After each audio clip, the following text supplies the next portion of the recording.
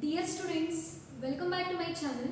Today I am going to solve 15 marks question on income from business. And this question was asked in 2019 BCom exam. Okay. So already I told you, before going to solve the question, we have to understand the question. Okay. Let us see the question.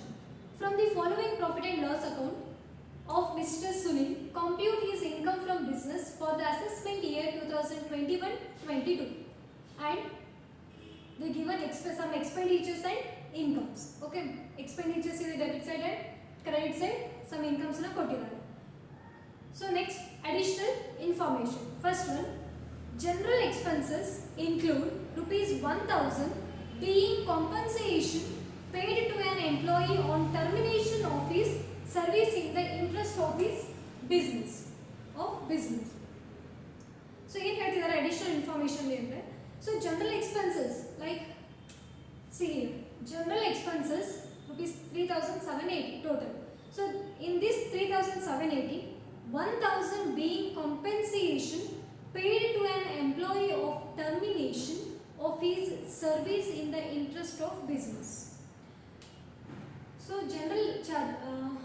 General expenses ಅಲ್ಲಿ 1000 rupees ನ ಒಬ್ಬ ಎಂಪ್ಲಾಯಿಗೆ ಅವ್ರ termination ಆಗೋ ಟೈಮಲ್ಲಿ ಕೊಟ್ಟಿದ್ದಾರೆ for the services of his services in our business. Okay, so service provide ಮಾಡಿದ್ದಾರೆ, ಅವ್ರು terminate ಆಗೋ ಟೈಮಲ್ಲಿ ಅವ್ರಿಗೆ 1000 ಪೇ ಮಾಡಬೇಕು. So that is a business expenses, right? So that is allowable expenses. Next one, staff salary include rupees 1200 being the salary of a servant engaged at the residence of assessor. Staff salary. Staff salary is allowable expenses, but in this salary 1200 being paid to the servant who engaged at the residence of assessor. So residence means ಇವಾಗ assessee ಯಾರಿದ್ದಾರೆ ಅವ್ರ ಮನೇಲಿ ಏನು ಕೆಲಸ ಮಾಡಿದ್ದಾರೆ worker, ಅವರಿಗೆ 1200 pay ಮಾಡಿದ್ದಾರೆ. Okay, that is personal, right? So before ಏನಿತ್ತು, ನಮ್ಮ ಬಿಸ್ನೆಸ್ಸಲ್ಲಿ ವರ್ಕ್ ಮಾಡಿರುವಂಥ ಸರ್ವೆಂಟಿಗೆ ಏನು ಮಾಡಿದ್ರು, ಅವ್ರು ಎಂಪ್ಲಾಯಿಗೆ ಅವ್ರು ಟರ್ಮಿನೇಟ್ ಆಗೋ ಟೈಮಲ್ಲಿ 1000 ಪೇ ಮಾಡಿದ್ರು. ಅವ್ರು ಬಿಸ್ನೆಸ್ ಪರ್ಪಸ್ ಸರ್ವಿಸ್ ಪ್ರೊವೈಡ್ ಮಾಡಿದ್ರೆ ಅವ್ರು ಬಿಟ್ಟು ಹೋಗೋ ಟೈಮಲ್ಲಿ ಪೇ ಮಾಡಿದ್ರು 1000 ಆಸ್ ಅ ಕಾಂಪೆನ್ಸೇಷನ್ ಅಂತ. So that is business, that is allowable expenses. But second one information ಏನು ಹೇಳಿದ್ದಾರೆ, he paid 1200 to the servant who engaged at the residence of assessing. ಅವ್ರ ಮನೆಯಲ್ಲಿ ರೆಸಿಡೆನ್ಸ್ ನಥಿಂಗ್ ಬಟ್ ಮನೆ. So residence ಅಲ್ಲಿ ಕೆಲಸ ಮಾಡುವಂತ ಸರ್ವೆಂಟಿಗೆ 1200 ಪೇ ಮಾಡಿದ್ದಾರೆ. That is personal, right? There is no relation with our business. That is not a business expenses, that is purely personal expenses. So that is disallowed expenses.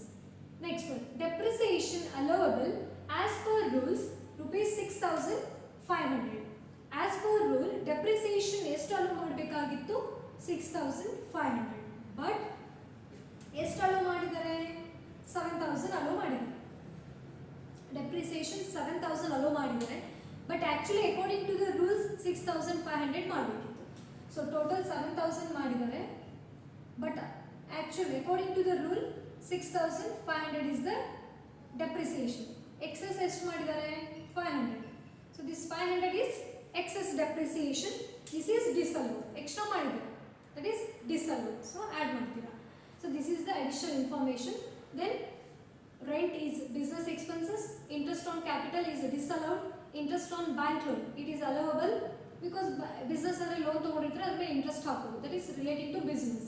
Audit fees is also business expenses. Bad debts is allowable. Provision for bad debts is disallowed. ನಾನು already ಹೇಳಿದೆ, bad debt is allowable, but provision for bad debts is anticipated. ನೀವು bad debts ಆಗ್ಬೋದು ಅಂತ provision ಅಥವಾ reserves ಇಟ್ಟರೆ that is anticipatory. So that is disallowed. Income tax is disallowed. Next, law charges is allowable. Next, cost of extension of office premises. So this is important. Cost of extension of office premises. So office premises ಅನ್ನ extension ಮಾಡೋ purpose some cost ಅನ್ನ ಮಾಡಿದ್ರು. ಆಫೀಸಿಗೋಸ್ಕರ ಮಾಡಿದಿರಲ್ವಾ, it's a business purpose. So this is ಮಾಡಿದ್ದೀರಾ, but that's not expenses. ಪ್ರಿಮೈಸಸ್ನ extension ಮಾಡ್ತಿದ್ದೀರಾ ಅಂದರೆ that is asset, right? ಹಾಗಾಗಿ this is disallowed. Office cost of extension of office premises rupees 2000. Next charity and donation. I hope ಇದು ಅರ್ಥ ಆಯಿತು ಅನ್ಕೋತೀನಿ. Cost of extension of office premises. So ನಿಮಗೆ doubt ಬರ್ಬೋದು, ಮೇಡಮ್ ಆಫೀಸಿಗೋಸ್ಕರನೇ ಮಾಡಿದ್ದಾರೆ ಮೀನ್ಸ್ ಬಿಸ್ನೆಸ್ ಆಗುತ್ತಲ್ವಾ, ಇದನ್ನು ಅಲೋ ಮಾಡಬೇಕು ಅಂತ. ಬಟ್ ಜಸ್ಟ್ ಆಫೀಸ್ ಎಕ್ಸ್ಪೆನ್ಸಸ್ ಆಗಿದ್ರೆ that is allowable. But cost of extension of office premises ಅನ್ನು ಎಕ್ಸ್ಟೆನ್ಷನ್ ಮಾಡ್ತಿದ್ದಾರೆ, so that is not a expenses. ಅಂದರೆ ಅದು ನಮಗೆ ಅಸೆಟ್ ಆಗುತ್ತೆ. ಪ್ರಿಮೈಸಸ್ ಅನ್ನು ನಾವು ಎಕ್ಸ್ಟೆನ್ಷನ್ ಮಾಡ್ತಿರೋದ್ರಿಂದ, ಹಾಗಾಗಿ ದಟ್ ಈಸ್ ಡಿಸಲೋಬಲ್. ಅದೇ ಪ್ರಿಮೈಸಸ್ ಮೇಲೆ ಅಥವಾ ಸಮ್ ಅಸೆಟ್ ಮೇಲೆ ನೀವು ಡೆಪ್ರಿಸಿಯೇಷನ್ ಚಾರ್ಜ್ ಮಾಡಿದರೆ that is allowable. For example ನಾನು ಪ್ರೀವಿಯಸ್ ಸಮ್ಮಲ್ಲಿ ಹೇಳಿದ್ದೀನಿ, ಒಂದು ಮಷಿನರಿ ಪರ್ಚೇಸ್ ಮಾಡ್ತೀರಾ ಅಂದರೆ ಆ ಮಷಿನರಿ ಪರ್ಚೇಸ್ ಮಾಡಿದ್ರೆ ಅದು ನಾವು ಅಲೋವಬಲ್ ಮಾಡೋದಿಲ್ಲ, ಬಿಕಾಸ್ ಅದು ನಮಗೆ ಅಸೆಟ್ ಆಗುತ್ತೆ. ಅದೇ ಮಷಿನರಿ ಮೇಲೆ ನಾವು ಡೆಪ್ರಿಸಿಯೇಷನ್ ಚಾರ್ಜ್ ಮಾಡಿದರೆ that is allowable expenses.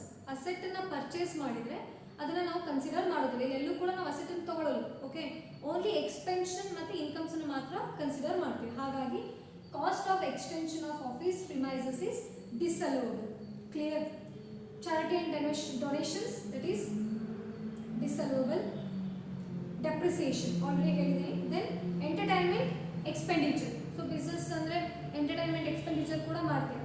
Some ಏನಾದ್ರು ನಿಮ್ಮ ಎಂಪ್ಲಾಯೀಸಿಗೆ ಬೋರ್ ಆದರೆ ಸಮ್ ಆ್ಯಕ್ಟಿವಿಟೀಸನ್ನು ಮಾಡ್ತೀರಾ, ಅದಕ್ಕೆ ಸಮ್ ಎಕ್ಸ್ಪೆನ್ಸಸ್ ಆಗುತ್ತೆ. So that is allowable expenses. Then net profit ಕೊಟ್ಟಿದ್ದಾರೆ. ಇನ್ಕಮ್ಸ್, ಮಿಸ್ಲೇನಿಯಸ್ ರಿಸಿಪ್ಟ್ಸ್, ಅದರ್ ಸೋರ್ಸಲ್ಲಿ ಬರುತ್ತೆ. Discount for 55. ಸೊ ಡಿಸ್ಕೌಂಟನ್ನು ನಾವು ಕನ್ಸಿಡರ್ ಮಾಡೋದಿಲ್ಲ. ಓಕೆ, ಡಿಸ್ಕೌಂಟನ್ನು ನಾವು ಎಲ್ಲೂ ತೋರಿಸೋದಿಲ್ಲ.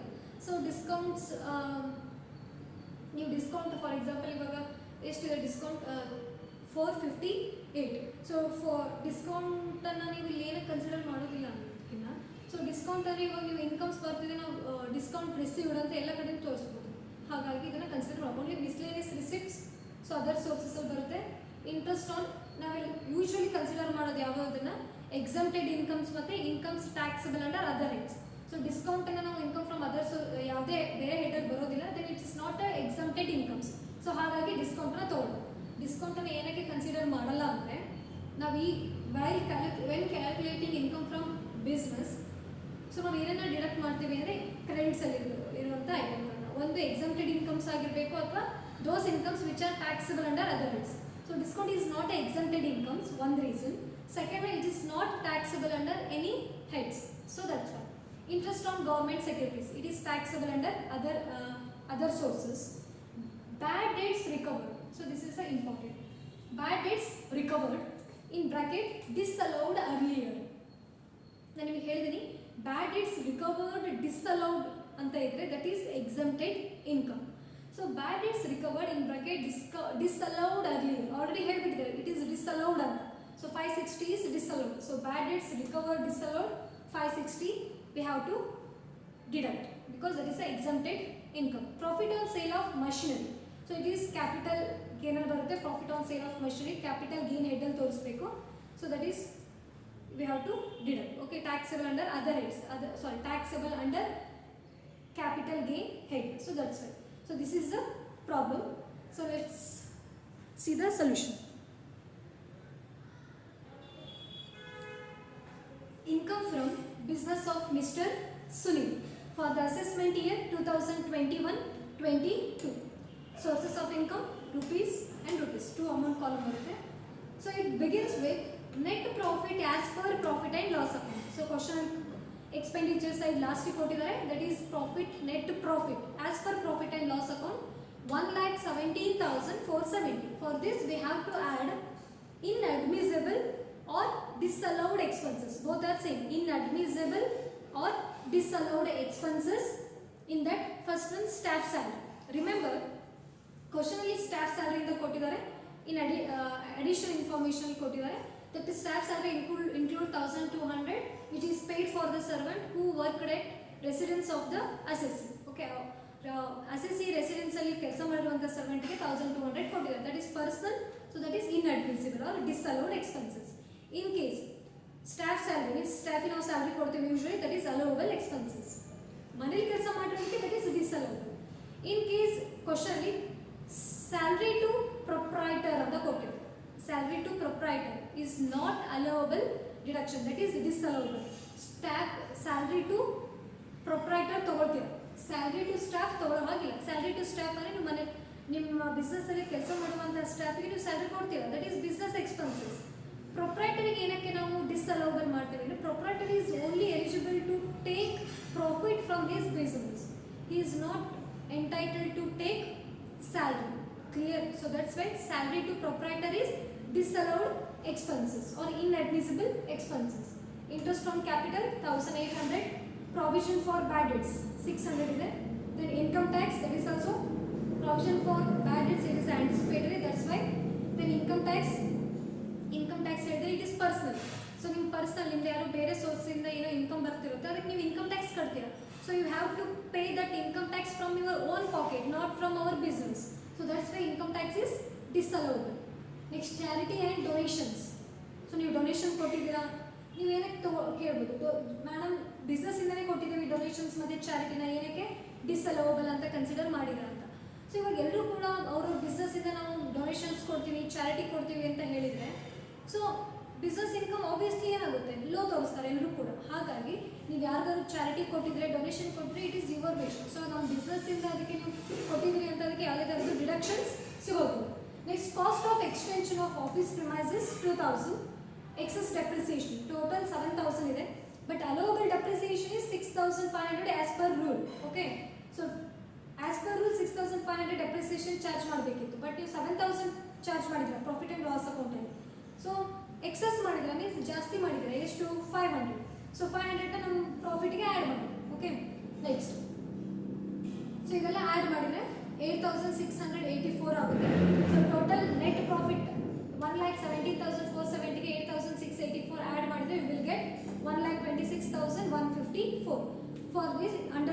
For this we have to deduct exempted incomes and taxable incomes under other heads. ಯಾವುದು exempted incomes ಇದೆ ಮತ್ತು those incomes which are taxable under other heads. ಬೇರೆ ಹೆಡ್ಡಲ್ಲಿ ಟ್ಯಾಕ್ಸಬಲ್ ಆಗಬೇಕಿತ್ತು, ಬಟ್ ಬಿಸ್ನೆಸ್ ಹೆಡ್ಡಲ್ಲಿ ತೋರಿಸಿದ್ರೆ ಅದನ್ನು ಲೆಸ್ ಮಾಡಬೇಕು. ಓಕೆ, ಬಿಕಾಸ್ ಅದು ನಮ್ಮ ಬಿಸ್ನೆಸ್ ಇನ್ಕಮ್ ಅಲ್ಲ. ಹಾಗಾಗಿ first interest on government security, this is taxable under income from other ಸೋರ್ಸಸಲ್ಲಿ ಟ್ಯಾಕ್ಸಬಲ್ ಆಗಬೇಕಿತ್ತು, ಬಟ್ ಇಲ್ಲಿ ಕೊಟ್ಟಿರೋದ್ರಿಂದ ಅದನ್ನು ಲೆಸ್ ಮಾಡ್ತೀವಿ. Bad debts recovered disallowed. So bad debts recovered disallowed is exempted income, that is 560. Profit on sale of machinery. So in case ನೀವು ಮಷಿನರಿನ sale ಮಾಡಿ ನಿಮಗೆ ಪ್ರಾಫಿಟ್ ಬಂದರೆ that is taxable under income from capital gain. Capital gain ಹೆಡ್ಡಲ್ಲಿ gain from capital gain ಹೆಡ್ಡಲ್ಲಿ taxable ಆಗಬೇಕಿತ್ತು, but ಬಿಸ್ನೆಸ್ಸಲ್ಲಿ ಕೊಟ್ಟಿರೋದ್ರಿಂದ ಅದನ್ನು we have to deduct. Okay, so ಇದೆಲ್ಲ ಆ್ಯಡ್ ಮಾಡಿದರೆ 8725. So total 8725 we have to deduct this amount from 1,26,154. That is our total profit of our business. In that ಇದು ನಮ್ಮ business ಇಂದು profit ಅಲ್ಲ, ಸೊ ಹಾಗಾಗಿ ಇದನ್ನು ಡಿಡಕ್ಟ್ ಮಾಡ್ತೀರಾ. Then will get 1,17,429. This is the income from business. Okay, so ಒಂದು simple logic ಹೇಳ್ತೀನಿ ಕೇಳಿ. ಸೊ ಇವಾಗ ಇನ್ನೊಂದು ಬಿಸ್ನೆಸ್ ಇದೆ ಅಂತ ಅನ್ಕೊ. ಓಕೆ, ಸೊ ನಿಮ್ದು ಬಿಸ್ನೆಸ್ ಇದೆ ಅಂತ ಅಂದಾಗ, ಸೊ ಬಿಸ್ನೆಸ್ಸಲ್ಲಿ ನಮ್ಮ ಬಿಸ್ನೆಸ್ ಪ್ರಾಫಿಟ್ನ ನಾವು ಕ್ಯಾಲ್ಕುಲೇಟ್ ಮಾಡುವಾಗ ಅಕಾರ್ಡಿಂಗ್ ಟು ಟ್ಯಾಕ್ಸ್ ರೂಲ್ಸ್ ನಾವು ಬಿಸ್ನೆಸ್ ರಿಲೇಟೆಡ್ ಆಗಿರುವಂಥ ಎಕ್ಸ್ಪೆನ್ಸಸ್ಗಳಿಗೆ ಮಾತ್ರ ಅಲೋ ಮಾಡ್ತಾರೆ according to tax rules. Okay, according to income tax act ಏನು ಹೇಳುತ್ತೆ, ನಿಮ್ಮದು ಬಿಸ್ನೆಸ್ ಇದೆಯಾ, ಅದರಲ್ಲಿ ಬಿಸ್ನೆಸ್ ರಿಲೇಟೆಡ್ ಎಕ್ಸ್ಪೆನ್ಸಸ್ ಇದ್ದರೆ ನಿಮ್ಮ ಪ್ರಾಫಿಟಲ್ಲಿ ಅದನ್ನು ಲೆಸ್ ಮಾಡಿ, ಬೇರೆ ಎಕ್ಸ್ಪೆನ್ಸಸ್ಗಳನ್ನು ಅದನ್ನು ನಾವು ಲೆಸ್ ಮಾಡೋದಕ್ಕೆ ಬರೋದಿಲ್ಲ. ದೆನ್ ಎಕ್ಸ್ಪೆನ್ಸಸ್ಗಳು ಆ್ಯಕ್ಚುಯಲ್ ಆಗಿರಬೇಕು. Okay, for example provision for bad debts, it is not a actual bad debt, it is anticipatory expenses. ಹಾಗಾಗಿ ಇದನ್ನೇನು ಮಾಡ್ತೀರಾ, ಇದನ್ನು ಕೂಡ ಡಿಸಲೋಡ್ ಅಂತ ಕನ್ಸಿಡರ್ ಮಾಡ್ತಾರೆ. ನಿಮ್ಮ ಬಿಸ್ನೆಸ್ ಪ್ರಾಫಿಟಲ್ಲಿ ಆ್ಯಕ್ಚುಯಲ್ ಬಿಸ್ನೆಸ್ ಎಕ್ಸ್ಪೆನ್ಸಸ್ಗಳನ್ನು ದೆನ್ ನಿಮ್ಮ ಬಿಸ್ನೆಸ್ಸಲ್ಲಿ ಆಗಿರುವಂಥ ಎಕ್ಸ್ಪೆನ್ಸಸ್ಗಳನ್ನು ಮಾತ್ರ ಅಲೋ ಮಾಡ್ತಾರೆ. ಅದು ಬಿಟ್ಟು ಬೇರೆ ಯಾವುದೇ ಎಕ್ಸ್ಪೆನ್ಸಸ್ ಪರ್ಸ್ನಲ್ ಆಗಿರ್ಬೋದು, ಆ್ಯಂಟಿಸಿಪೇಟರಿ ಎಕ್ಸ್ಪೆನ್ಸಸ್ಗಳಿದ್ದರೆ ಅದಕ್ಕೆ ಯಾವುದೇ ಥರದ್ದು ಅಲೋಯನ್ಸ್ ಸಿಗಲ್ಲ. ಹಾಗಾಗಿ ಡಿಸಲೋಬಲ್ ಎಕ್ಸ್ಪೆನ್ಸಸ್ಗಳನ್ನು ಇಲ್ಲಿ ನಾವು ಆ್ಯಡ್ ಮಾಡ್ತೀವಿ. ಏನಕ್ಕೆ ಆ್ಯಡ್ ಮಾಡ್ತೀವಿ ಅಂದರೆ ಬಿಕಾಸ್ ಪ್ರಾಫಿಟ್ ಆ್ಯಂಡ್ ಲಾಸ್ ಅಕೌಂಟಲ್ಲಿ ಇದು ಆಲ್ರೆಡಿ ಲೆಸ್ ಆಗಿರುತ್ತೆ. ನಿಮ್ಮ ಬಿಸ್ನೆಸ್ಸಲ್ಲಿ ನಿಮ್ಮ ಬಿಸ್ನೆಸ್ ಪ್ರಾಫಿಟಲ್ಲಿ ಇದು ಯಾವುದು ನಿಮ್ಮ ಬಿಸ್ನೆಸ್ ಎಕ್ಸ್ಪೆನ್ಸಸ್ ಅಲ್ಲ, ಆದರೂ ಕೂಡ ಆಲ್ರೆಡಿ ಪ್ರಾಫಿಟ್ ಆ್ಯಂಡ್ ಲಾಸ್ ಅಕೌಂಟಲ್ಲಿ ಲೆಸ್ ಮಾಡಿ ಪ್ರಾಫಿಟನ್ನು ತೊಗೊಂಡಿದ್ದೀವಿ. ಇದ್ಯಾವುದು ನಮ್ಮ ಬಿಸ್ನೆಸ್ ಎಕ್ಸ್ಪೆನ್ಸಸ್ ಅಲ್ಲ ಅಂದರೆ ಏನಕ್ಕೆ ಲೆಸ್ ಮಾಡಬೇಕು, ಸೊ ಆ್ಯಡ್ ಬ್ಯಾಕ್ ಮಾಡಬೇಕು. So that's why we add back these expenses to our net profit. Clear? Then government securities income ಆಗಿರ್ಬೋದು, sale of machinery, profit on sale of machine, ಇದು ಯಾವುದು ನಮ್ಮ business related incomes ಅಲ್ಲ. ನಮ್ಮ business related incomes ಅಲ್ಲ ಅಂದರೆ ನಮ್ಮ business ಇನ್ಕಮ್ಸ್ಗೆ ಅಥವಾ ನಮ್ಮ ಬಿಸ್ನೆಸ್ ಪ್ರಾಫಿಟ್ಗೆ ಬೇರೆ ಸೋರ್ಸಿನ ಇನ್ಕಮ್ನ ಆ್ಯಡ್ ಮಾಡೋ ಹಾಗೆ ಇಲ್ಲ. Okay, so that's why we deduct these incomes from net profit. Clear? Thank you.